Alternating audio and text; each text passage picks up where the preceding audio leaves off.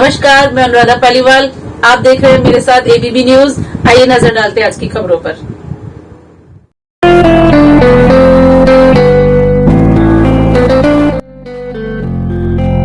संपर्क करें modern technique enterprises 87 third floor.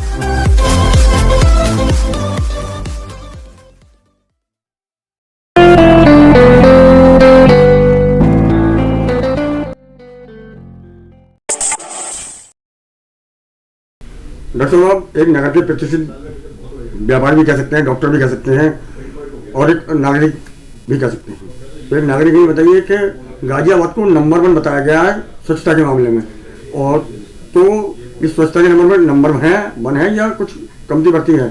पहला सवाल। दूसरा सवाल ये कि मेयर कैसा होना चाहिए?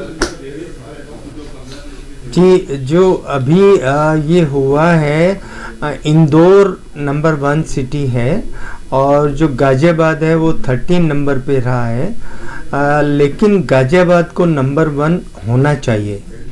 दूसरा सवाल आपने पूछा कि मेयर कैसा हो।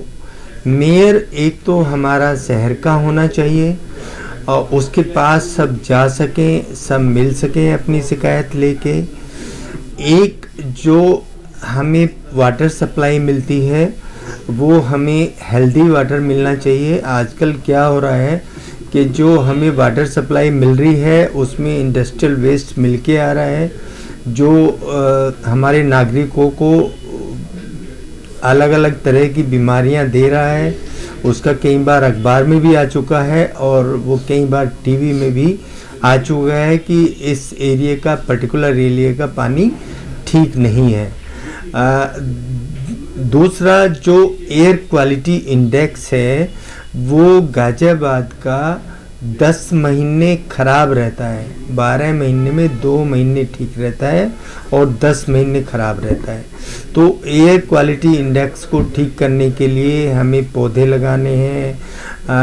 हमें जो स्वच्छता झाड़ू से होती है उसको छिड़काव करके करना है और इसका AQI लेवल ठीक रहे उसको हमें देखना है, उसको मेंटेन करना है।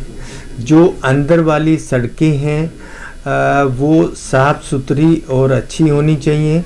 उनके आसपास जो नालियां हैं और जो नाले हैं, जो ड्रेनेज सिस्टम है वो बिल्कुल साफ़ सुथरा होना चाहिए, जिससे पानी अच्छे से उसमें जाए और कोई भी बरसात वगैरह अगर होती है तो कहीं भी जल भराव ना हो। जो एजुकेशन सिस्टम है हमारा वो ऐसा होना चाहिए कि जो हमारे BPL कार्ड होल्डर हैं या जो सिर्फ 10 से 12 हज़ार रुपये कमा रहे हैं उनके बच्चे भी अच्छे स्कूल में अच्छी किताबों के साथ एजुकेशन ले पाएँ, क्योंकि एजुकेशन और हेल्थ ये 2 ऐसे अधिकार हैं जो हमारी गवर्नमेंट को देने चाहिए। तो एजुकेशन अच्छी होनी चाहिए, हेल्थ अच्छा होना चाहिए।